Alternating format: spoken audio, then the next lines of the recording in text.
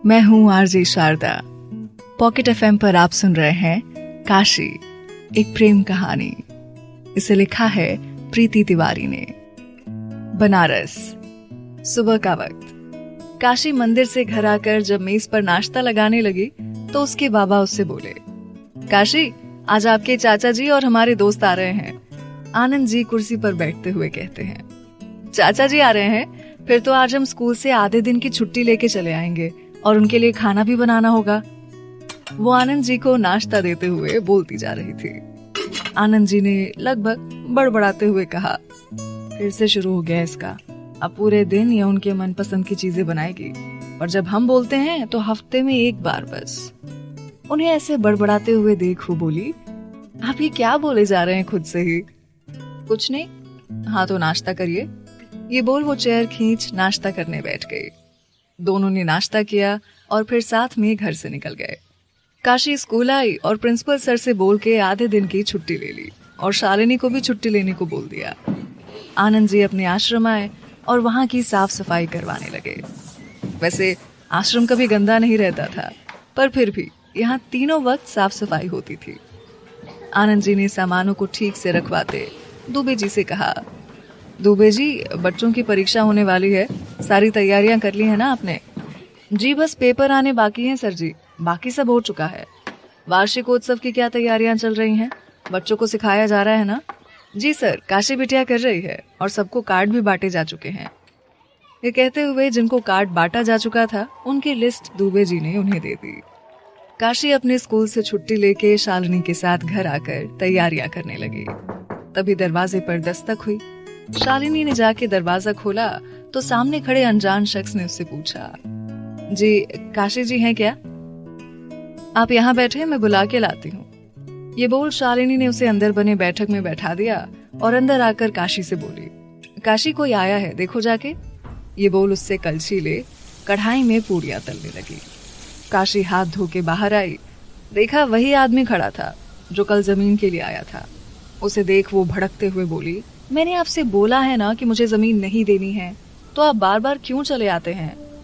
Ma'am, मेरे sir आपसे एक बार मिलना चाहते हैं, वो कल या आज रात में ही यहाँ आ जाएंगे। आप बस एक बार उनसे मिल लीजिए, मेरी नौकरी का सवाल है, प्लीज मैम।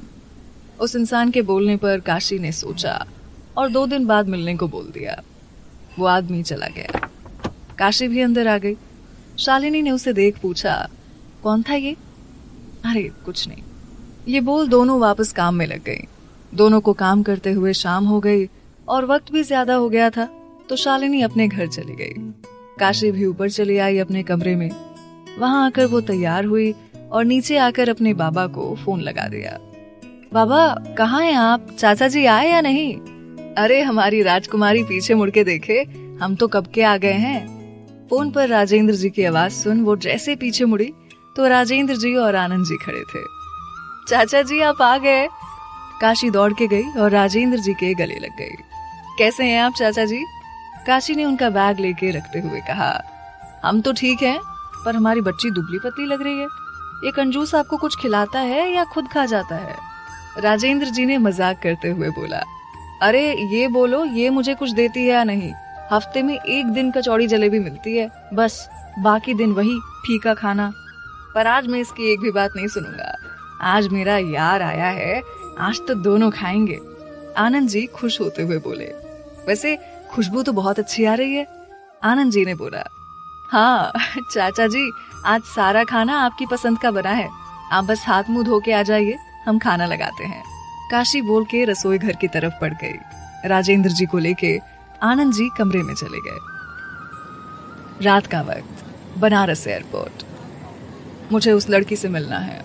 अभय एयरपोर्ट से बाहर निकलते हुए बोला, जी हुकुम, पर अभी रात हो गई है तो कल ही मिल पाएंगे अब। राणा ने गाड़ी का दरवाजा खोलते हुए कहा। अभय गाड़ी में बैठा और सारे बॉडीगार्ड भी आगे की गाड़ी में बैठ गए। गाड़ी बनारस की सड़कों पर चल पड़ी। अभय अपना टैब लेकर कुछ करने में व्यस्त था। राणा, गाड़ी 80 घाट ले चलो, अभय ने टैब में देखते हुए बोला। जी हुकुम साहब, राणा ने जवाब दिया और गाड़ी 80 घाट जाने वाली रोड पर मुड़ गई। अभय अपने में ही व्यस्त था। गाड़ी 80 घाट के थोड़ा दूर आके रुकी। क्योंकि वहां तक आपको पैदल गलियों में से होके जाना होता है। अभय बाहर आता है। हुकुम सा, इससे आगे पैदल जाना होगा, हम भी आपके साथ ही चलते हैं। राणा ने बोला, बस कुछ ही लोग साथ चलेंगे, बाकियों को यहीं रहने दीजिए। अभय इतना बोल के जाने लगा। राणा और कुछ गार्ड उसके पीछे चलने लगे। अभय कुछ देर चलने के बाद 80 घाट पहुंचता है। ये महागुरु वेदव्यास जी कहाँ होंगे? अभय ने एक आदमी से पूछा। जी, इस वक्त तो मंदिर में होंगे या अपने घर पर। जी, ऐसा सीधे निकल जाओ बबुआ, वही मंदिर होगा भोलेनाथ का, और उसके पीछे वो रहते भी हैं। एक आदमी ने अभय को बताया और चला गया। अभय आगे बढ़ा। मंदिर के बाहर जूते उतार के वो अंदर गया। बाकी सब वहीं खड़े रहे रखवाली के लिए। अंदर आके उसने देखा महागुरु बैठे कुछ लिख रहे थे। प्रणाम गुरुजी, अभय ने उनका पैर छूते हुए बोला। महागुरु वेदव्यास जी ने अपना सर ऊपर कर चश्मे को ठीक करते हुए देखा। वो काफी बूढ़े हो गए थे और अभय के खानदान के महागुरु थे और बनारस के भी। आ गए तुम, मुझे पता था तुम आ जाओगे, क्योंकि तुम्हारा यहाँ आने का वक्त आ चुका था। महागुरु ने अभय को बैठने का इशारा करते हुए कहा। हाँ गुरुजी, वो जमीन से जुड़ी बात थी तो इसलिए आना पड़ा। अभय ने बोला। जमीन से जुड़ी बात आपको यहाँ लेकर नहीं आई है अभय, बल्कि आपका भाग्य आपको यहाँ लेकर आया है। यहाँ से आप खाली हाथ नहीं जाओगे। यहाँ से आप कुछ ऐसा ले जाओगे जो जिंदगी में आपके साथ रहेगा। दूर होंगे उससे, पर दूर नहीं। महागुरु की बातें अभय के समझ नहीं आ रही थी, या यूं कहो कि वो समझना नहीं चाहता था।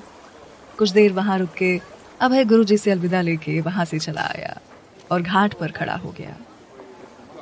कुछ है यहाँ की हवाओं में जो मुझे एक एहसास दे जाता है हर बार, अभय अपने मन में बोलता है। कुछ देर वहां खड़े रहने के बाद वो होटल के लिए निकल जाता है। सुबह का वक्त, बनारस। अभय जॉगिंग सूट पहने घाट पर आया है। उसके गले में हेडफोन है। तभी मंदिर से उसे गाने की आवाज आती है। वो खड़ा होकर सुनने लगता है। जी, ये कौन गा रहा है? अभय ने जाते हुए एक पंडित जी से पूछा। ये तो हमारी काशी बिटिया की आवाज है। उन्हीं की आवाज से बनारस की सुबह होती है, वरना यहाँ की सुबह भी फीकी लगती है। पंडित जी कह के मंदिर की तरफ बढ़ गए। अभय वहीं खड़ा सुनने लगा। जैसे ही आगे बढ़ा चलने को तो राणा ने आके रोक दिया। हुकुम सा, आप इतनी सुबह बिना किसी को बताए यहाँ चले आए, कुछ हो जाता तो? राणा परेशान होते हुए बोला। चलिए चलते हैं, वैसे भी सूरज निकल आया है, आपको जमीन वाला काम भी करना है। राणा ने बोला। अभय कुछ सोच के चला जाता है और जाते जाते पीछे मुड़ के देखता है। काशी मंदिर से बाहर आती है और जाने लगती है। आज से बनारस में कुछ दिन बहुत भीड़ रहने वाली थी, क्योंकि महाशिवरात्रि आने वाली थी और ये पर्व यहाँ बहुत धूमधाम से मनाया जाता था। उस दिन तो लगता था जैसे खुद महादेव को सजाया जा रहा है। अरे काशी बिटिया, इस बार महाशिवरात्रि पर तुमको ही देखना है सब कुछ, और हर बार से भी अच्छा होना चाहिए इस बार, महागुरु ने बोला। जी गुरुजी, काशी पैर छूते हुए बोली और घाट से बाहर आ गई। घर आके उसने सबको प्रसाद दिया। तो आज भी बनारस की सुबह आपकी आवाज से होती है, राजेंद्र जी ने प्रसाद लेते हुए बोला। चाचा जी, आप यहाँ आए हैं तो काम तो होगा जरूर कुछ, काशी ने मेज पर नाश्ता लगाते हुए कहा। है बेटा, इलाहाबाद में कुछ काम है तो सोचा आपसे मिल भी लूंगा और काम भी कर लूंगा, राजेंद्र जी कुर्सी पर बैठते हुए बोले। तब तो हम भी तुम्हारे साथ चल लेंगे, कुछ आश्रम का काम वो भी हो जाएगा, आनंद जी ने बोला। सबने नाश्ता किया और अपने अपने काम में लग गए। आज आनंद जी घर पर थे, काशी को आश्रम जाने को बोल दिया। काशी स्कूल से छुट्टी लेके आश्रम पहुंचती है। आ गया वो आदमी जिसको जमीन का काम सौंपा था, अभय ने टाई पहनते हुए कहा। जी सर, यादव जी आ गए हैं, राणा ने बोला। बुलाओ उन्हें, अभय ने कोट पहनते हुए कहा। राणा यादव को बुला लाया। प्रणाम सर। यादव आकर हाथ बांधकर खड़ा हो गया। उस लड़की के बारे में जो पता है बताओ, अभय ने चाय का कप उठाते हुए बोला। सर, उसका नाम काशी है, स्कूल में टीचर है, उसके पिता के अलावा उसका कोई नहीं है, और एक आश्रम है जिसे वो चलाते हैं। यादव बोल के चुप हो गया। चलो उसके स्कूल चलना है। अभय उठा और जाने लगा। कुछ वक्त में वो सब काशी के स्कूल के सामने थे। जाओ पता करो कहाँ है और बुलाओ उसे यहाँ, अभय ने गाड़ी में बैठे हुए कहा। यादव जी गए, पता करके आए। सर वो आज नहीं आई हैं। यादव सर झुका के बोला। आश्रम कहाँ है? सर यहाँ से कुछ 1 किलोमीटर की दूरी पर है। अभय ने आश्रम का पता लिया और यादव को पैसे देके भेज दिया। राणा, इस लड़की के बारे में मुझे इन्फॉर्मेशन चाहिए, सारी, सुबह से उठने से लेके रात के सोने तक ये क्या करती है और बचपन से अभी तक की सारी बातें, और इस जमीन के बारे में भी। अभय ने गाड़ी में बैठे बैठे कहा। जी हुक्म हो जाएगा, बस कुछ वक्त दीजिए। राणा ने भरोसे के साथ बोला। अभय की गाड़ी आगे बढ़ गई। काशी आश्रम आके वार्षिक उत्सव की तैयारियों में व्यस्त हो गई। दिन भर वो सबको बताती रही कि क्या करना है, कैसे करना है, और बच्चों को गाना सिखाया और डांस भी। सबको सबका काम बताते और सारे काम करते हुए उसे रात हो गई। वो जाने से पहले वृद्धों के पास आई। आज सब उससे नाराज थे क्योंकि काशी ने आज उनसे बात नहीं की और ना ही उनसे मिलने आई थी। अच्छा बाबा, माफ कर दो, गलती हो गई। काशी कान पकड़ के खड़ी थी। ऐसे माफ नहीं करेंगे, एक बूढ़े दादाजी बोले। तो फिर दादाजी, कैसे माफ करना है अपनी काशी को? काशी ने कान पकड़े हुए कहा। हम सबको गाना सुनाना होगा आपको, तब माफ करेंगे। दादाजी के साथ सबने बोला। अच्छा ठीक है, हम गाना सुना देंगे, आप सब चलिए, लेटिए। काशी ने दादाजी को उनके बिस्तर पर लेटाते हुए बोला। सब अपने बिस्तर पर लेट गए। काशी ने सारी लाइट बुझा के एक लाइट जली रहने दी और सारी खिड़कियां खोल दी। बगीचे से आती ठंडी हवा कमरे में अच्छा अनुभव दे रही थी। काशी अलाव जला रही थी और गाना शुरू करती है।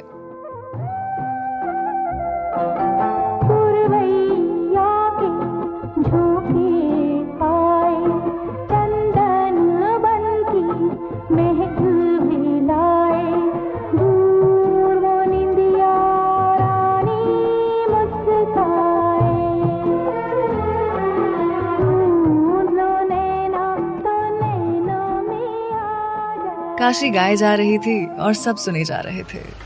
तभी एक गाड़ी आके आश्रम के बाहर रुकी। अभय बाहर निकला और अंदर गेट खोल के आया। इस वक्त गेट की ओर कोई नहीं था। देखा, बहुत ही सुंदर आश्रम था। उसे आवाज सुनाई दी गाने की।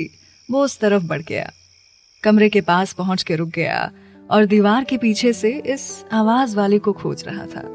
तब उसने काशी को हल्की सी रोशनी में देखा तो उसकी नजर वहीं थम गई। सफेद सूट सलवार पहने, खुले बाल, कानों में झुमके, हाथों में भरी हुई चूड़ियां। काशी को देख के अभय खो सा गया। काशी गाए जा रही थी।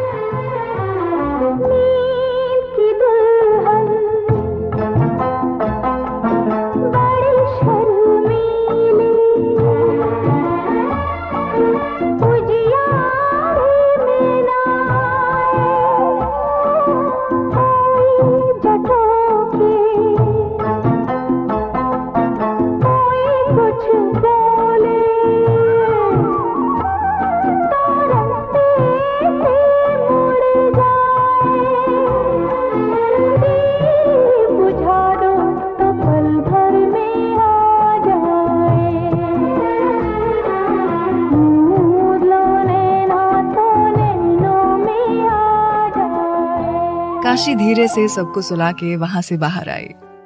दुबे चाचा, हम घर जा रहे हैं, आज बहुत वक्त हो गया है। बाबा और चाचा जी दोनों ही इंतजार कर रहे होंगे। आप गेट अच्छे से बंद कर लेना और देख लेना एक बार, मैं सुबह आ जाऊंगी। काशी बैग लेकर बाहर निकलते हुए कही। ठीक है काशी बिटिया, तुम्हारे लिए रिक्शा मंगवा दिया है, उसमें ही चली जाओ। दुबे जी बाहर गेट तक आते हुए बोले। दुबे जी के मुंह से काशी का नाम सुन अभय को यकीन हो गया कि ये वही लड़की है। वो पीछे के रास्ते से बाहर निकल के अपनी गाड़ी में आता है। काशी रिक्शे पर बैठ जाती है और रिक्शा चल देता है। ठंड ज्यादा होती है। वो अपना दुपट्टा अपने सर पर ओढ़ लेती है। अभय उसके पीछे गाड़ी लेके आता है। काशी घर पर पहुंचती है और दरवाजा खटखटाती है। आनंद जी दरवाजा खोलते हैं। अभय कुछ दूर गाड़ी में बैठे देख रहा था। काशी अंदर चली गई। अभय ने गाड़ी मोड़ी और होटल की तरफ बढ़ा दी। उसके दिमाग में बस काशी चल रही थी। कुछ तो है तुम में मिस काशी, अब तुम्हारे सामने आने का वक्त आ गया है, हम भी तो देखें तुम्हारी अकड़। अभय गाड़ी ड्राइव करते हुए बोला।